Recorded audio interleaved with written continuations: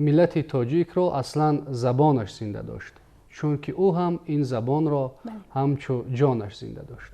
واقعا این زبان تاجیکی که در دوران صاحب استقلال مقام استوار و توجه خاصه را صاحب شد، خیلی تاریخی کهن دارد و میتوان گفت با افتخار که امروز در قطار 6 زبان بزرگ دنیا یا بزرگ بین المللی از منبر بلند سازمان ملل متحد صدا میدهد و افتخارات ما را کمال میبخشد، زینت میدهد. بله. و بینندگان عزیز، در این قسمت برنامه در مهمونی برنامه ایدانه ما حضور دارند عبدالوهاب عبدالعزیزов، دوسنت کاتدرای زبان ادبی معاصر تاجیک در دانشگاه ملی تاجیکستان. زبان کهن بودن زبان تاجیکی را سرچشمه‌های تاریخی، سرچشمه‌های خطی گواهی میدهند، شهادت میدهند و واقعا بران نظران اکثریت منقدان محققان ساحه زبانشناسی که این زبان رویده از مرز خراسان است. با این منظور صحبت را میخواستیم از اصالت زبان تاجیکی آغاز کنیم. واقعا هم زبان تاجیکی تاریخ بسیار باستانی دارد و این که بسیار تالیفات دارد که نشر شده است بر آن گواه است که اصلا زادگاه این زبان خراسان باستان ماوراءالنهر است. زبان تاجیکی از بس که این نظام معین صوتیات خود را داشت، از بس که ترکیب لغوی بای خود را داشت، از بس که قاعده های معین کلمه سازی خود را داشت و خلاپای معین عبارت سازی و سازی داشت، بنابراین در برابر این زبان هایی که حکم داشتند خود را نگه حفظ کرد. برعکس کلمه های آنها را به خود پذیرفت ولی در مطابق با معیارهای زبان تاجیکی باستانی. هر قدر که به سر ملت تاجیک تهاجم فرهنگ بیگانه زیاد بود، اجنبی زیاد بود، اما تمدن بزرگ مردم تاجیک توانست که تمدن ملت یا قوم غالب را به خود تابع کند، مغلوب سازد. بسیار یک نکته جالب است. واقعا همینطور هست، چون که ما از تاریخ میدانیم که در این درازای تاریخ مردم تاجیک زبان خود را نگه داشت، فرهنگ خود را نگه داشت، چون فرهنگ اصلا باستانی بود. بنابراین دیگر فرهنگ‌ها که آمدن به ما برعکس تاثیرات با آنها هم است.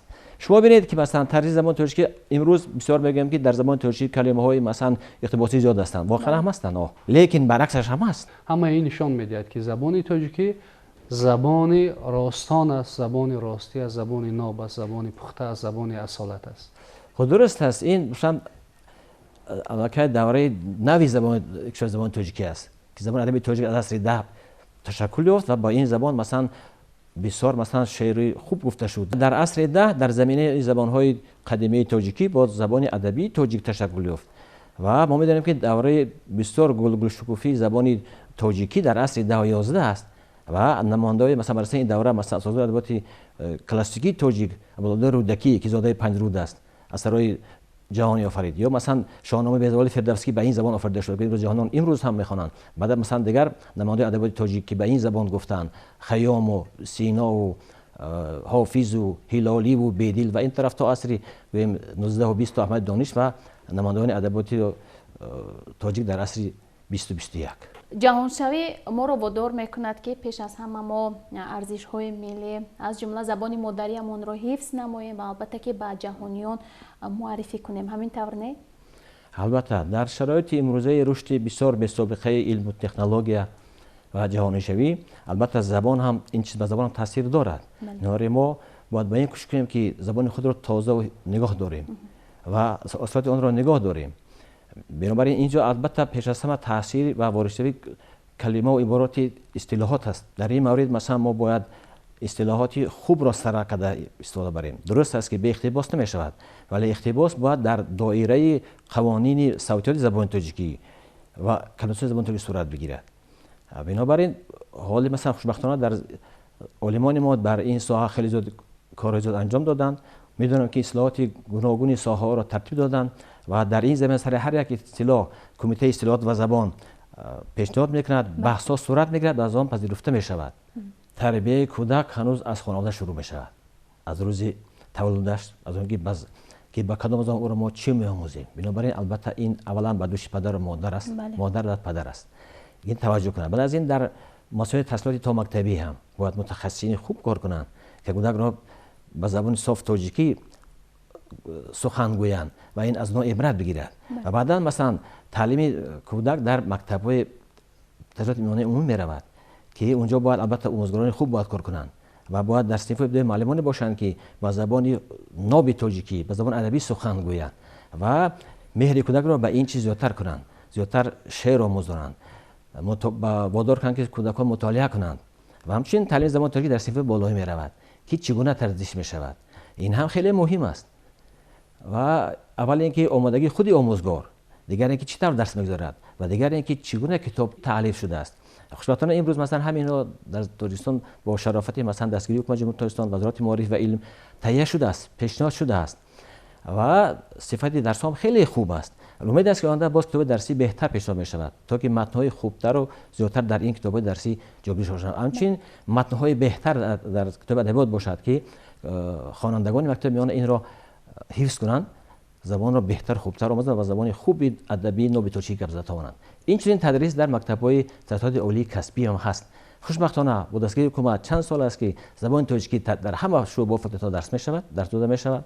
هر از این در این جا هم متخصصان خوبی زبان ادبیات درس میگویند. کتاب درسی هم با خوشبختانه تالیف شده است. امید است که البته به کمبودی نیست، شاید بعضی کتاب کمبود دارند و آینده خودی مؤلفان میدانند که در نشرهای بعد این را به اعتبار میگیرند و کتاب را باز هم با متن‌های خوبتر و مواد خوبتر پیشنهاد آموزگاران و دانش آموزان میکنند. بیننده‌های عزیز یادآور میشیم که در مهمانی برنامه ما حضور داشتند عبدالوهاب عبدالعزیزов، доценти кафедраи забони адабии муосири тоҷик дар донишгоҳи миллии тоҷикистон.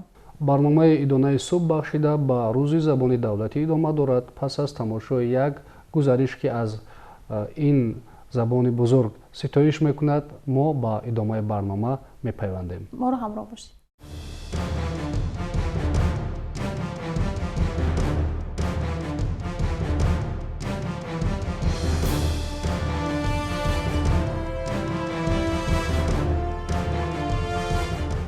хеле хушоянд аст ки афкору андешаи пурҳикмати ниёгони моро дар сатҳи ҷаҳон эътироф мекунанд ва бузургдошти онҳоро расман таҷлил менамоянд. бале ба ин манзур 12 ва 28 ноябри соли 2019 дар конфронси кулли юнеско ба рӯйхати солгардҳои юнеско пешниҳодҳои ҷумҳурии тоҷикистон дар бораи таҷлили 5500-солагии саразм ва 700-солагии шоири номдор Камоли Хуҷандӣ бо иттифоқи оро пазируфта шуданд.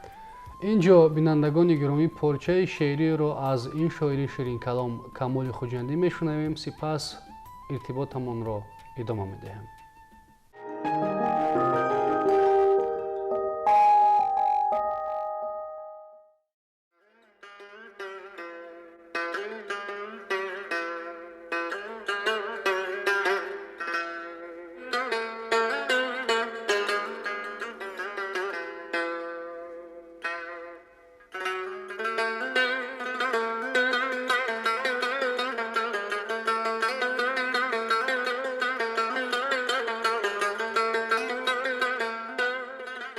گر تو سر خواهی ز من سر با تو بسپارم به چشم.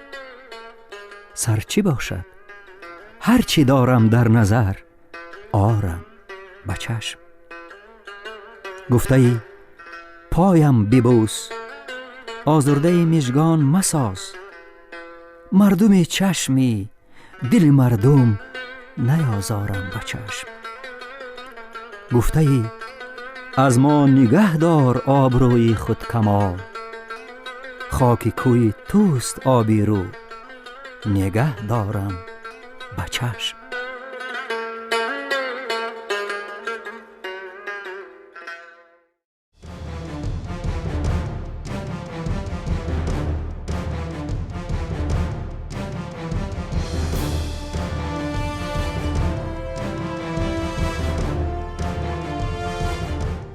زبان در دهان ای خردمند چیست؟ کلیدی دری گنج صاحب هنر. چو در بسته باشد چی داند کسی که جوهر فروش است یا پیلور. گفته از شیخ سعدی شیرازی. فکر میکنم همین گپ برای کاربران شبکه‌های اجتماعی بسیار یک سخن خوبی است. هر نفری که با زبان ادبی تاجیکی در اونجا صحبت میکند، از روی اتیکای صحبت، از روی اخلاقی صحبت آرایی، باید که زبان ادبی تاجیکی را رعایت کند. اکنون پیش از آن که ما زبان ادبی گوییم، ما باید فرق گذاشته توانیم که زبان ادبی گفتگویی داریم و زبان ادبی کتابی داریم. زبان ادبی کتابی در کتاب است، در روی خط است، اما زبان ادبی گفتگویی در گفتگو معاشرت روی کار می آید. در شبکه‌های اجتماعی مخصوصا فیسبوک باید که هر نفر کاربر به دغل گفتاری، به تحقیر یکدیگر راه ندهد. وقتی که تحقیر و توهین سر شد، الکی موضوع اهمیتش را گم میکند. دانستن زبان دولتی نه تنها به متخصصان ساحه زبان بلکه برای تمام متخصصان ساحه‌های گوناگون حتمی و ضرور است. با اون خاطر که ما همیشه در همه حالت به حجت نگاری، به معاشرت، به خصوص به معاشرت رسمی همیشه سر و کار داریم و دانستن تمام نازکی‌های زبان دولتی خود، زبان مادری خود، این برای هر یک متخصص همه ساحه‌ها شرطی ضرور و حتمی است. وقتی که متخصص زبان دولتی را به درجه عالی به پایه بلند می‌داند، این علاقه یک درجه بلند سوادناکی او را نشان می‌دهد. تازه نگاه داشتن زبان مادری، زبان دولتی، این سرچشمه میگیرد از اویله، از باغچه‌های کودکانه، از مکتب میانه و مکتب‌های عالی. در خانه، وقتی در محیط خانه، در باغچه، مربی یا پدر و مادر، والدین با فرزندان همیشه با نطق فصیح و زیبا و بروی تاجیکانه صحبت میکنند.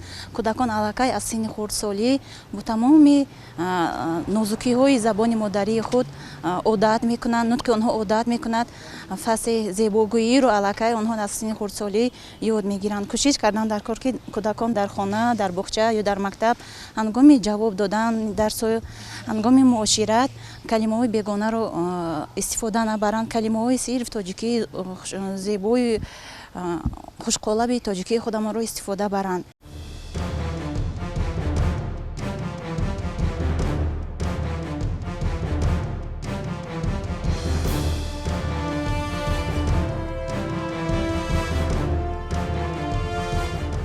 هر زمان گویم که از دل مهری او بیرون کنم، لیک با خود بس نمی آیم، ندانم چون کنم. بوالعجب کوره که خلق در پی درمان من به فکر آن که هر دم درد خویش افزون کنم. این غزل معروف متفکر تاجیک نوریدین عبدالرحمن جامی می باشد که از جانب هنرمندان زیاد سراییده می شود. هنرمند ازبک آزادبک نظربکov نیز این غزل را خیلی صمیمی سراییده است. فرهاد، باعث فرحمندی است که امروزها مناسبت‌های دوستی و رابطه‌های دولتی این دو کشور همجوار متناسباً با منفعت هر دو جانب روانه شده بر پایه استوار حسن تفاهم صورت می‌گیرد. شنیدن سرود از هنرمندان این کشور طریق تلویزیون تاجیکستان ادامه همین مناسبت‌های دوستانه جانب‌ها میباشد. ما را همراه باشید.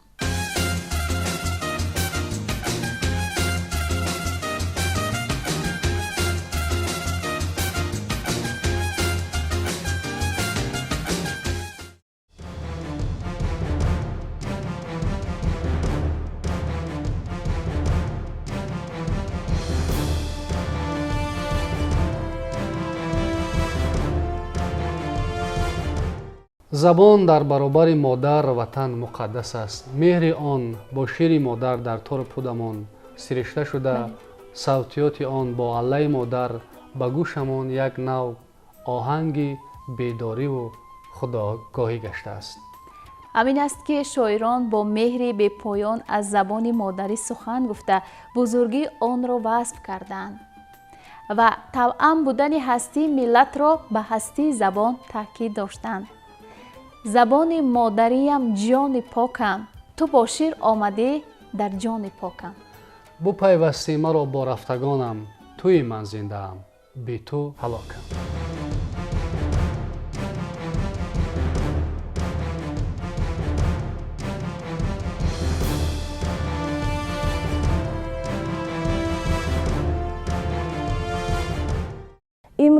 اهل عالم ما را با نام تاجیکان، دولتمان را با نام تاجیکستان و زبانمان را با نام زبان تاجیکی میشناسند و اعتراف میکنند.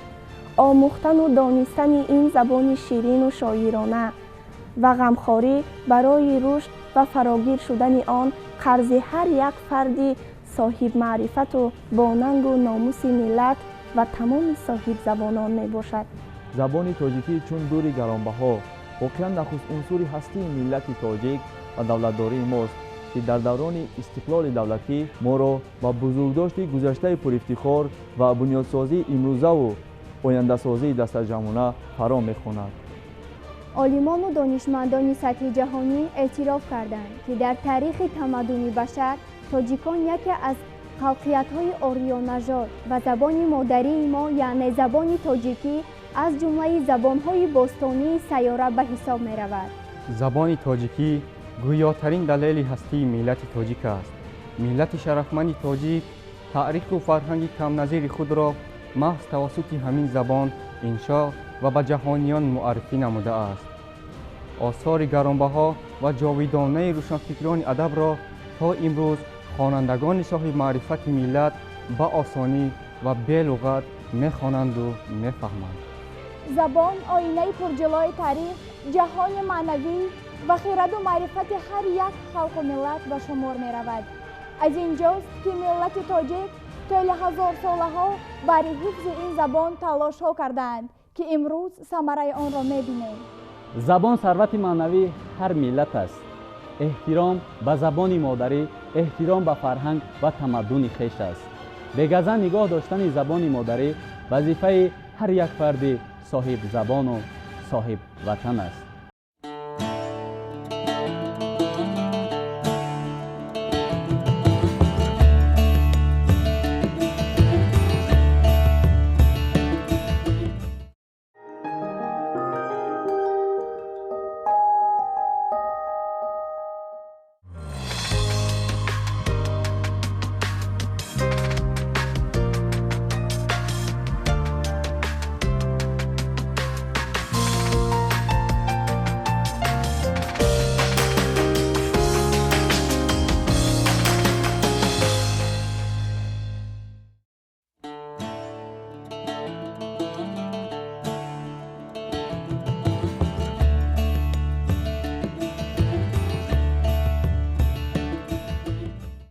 ما تنها با دانستن معیارهای ادبی زبان مادریمان با جاری کردن آن در معاشرت همه‌روزه و در نوشتمان می توانیم این گنجینه بی‌بهای تاریخ و تمدنمان را پایدار و استوار نگاه داریم.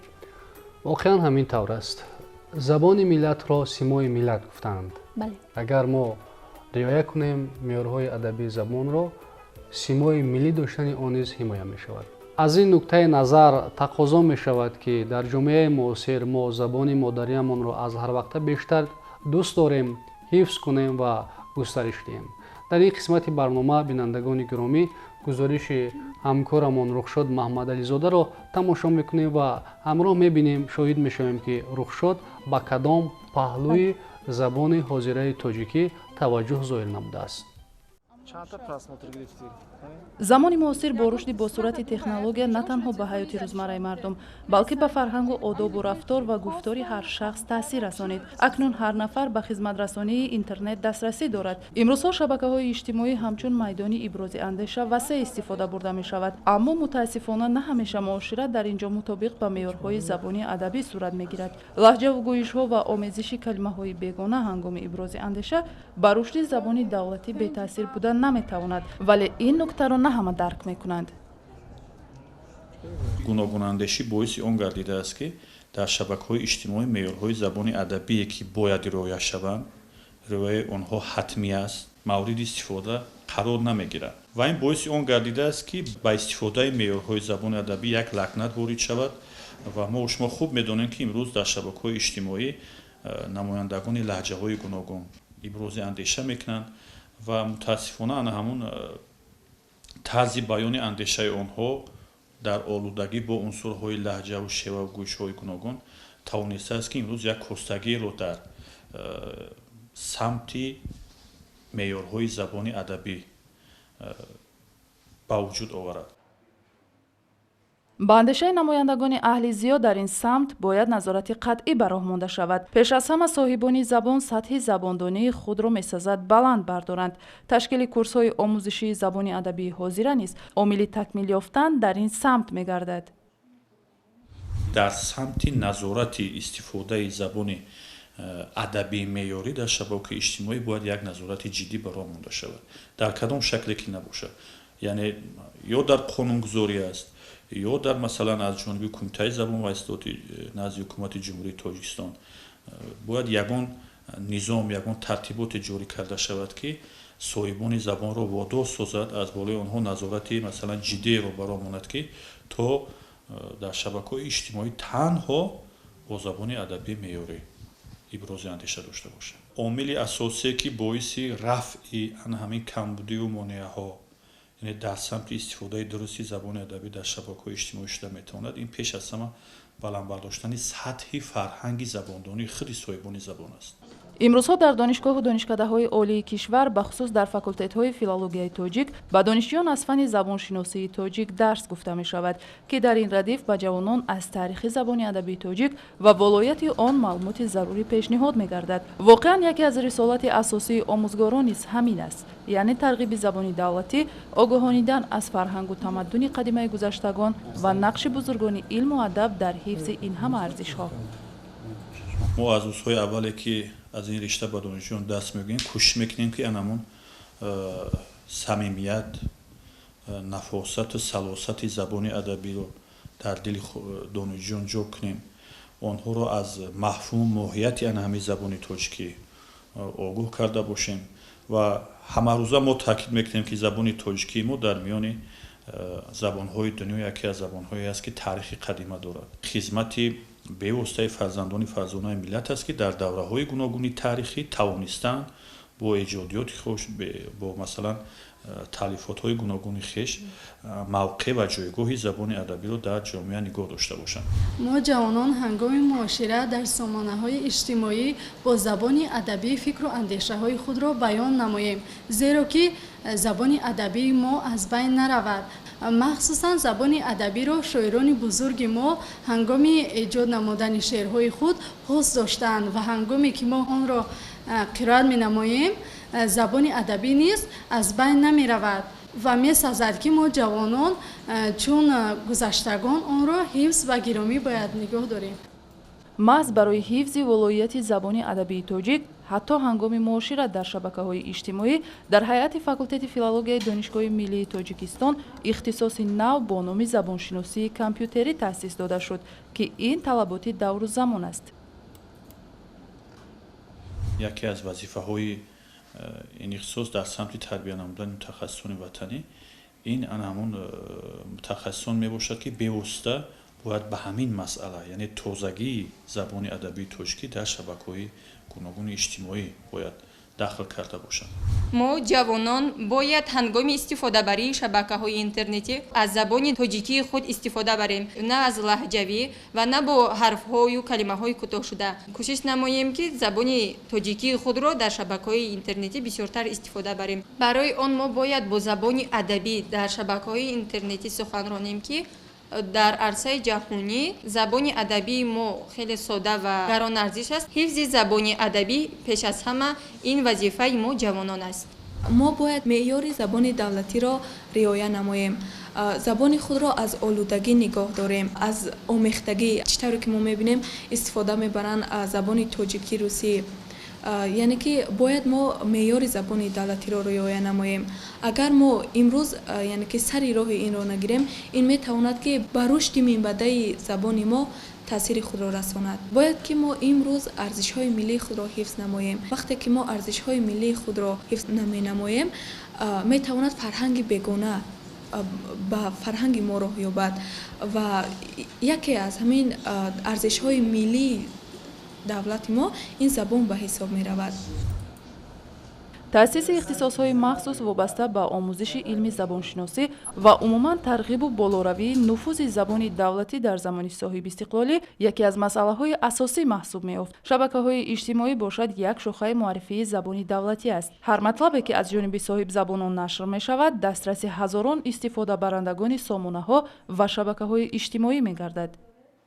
дар замони соҳибистиқлолӣ яке аз масъалаҳое ки мавриди муҳокима қарор гирифт ва яке аз масъалаҳое ки бевосита мавриди рушду инкишоф қарор гирифт ин боло рафтани нуфузи байналмилалии забони адабии тоҷикӣ мебошад ва ман гумон мекунам ки яке аз шохаҳое ки яке аз омилҳое ки ба ҳамин зиёд шудани обрӯву нуфузи забони тоҷикӣ дар асаи байналмилалӣ таъсири бевоситаи хешро гузошта метавонад ин албатта шабакаҳои иҷтимоӣ ҳаст.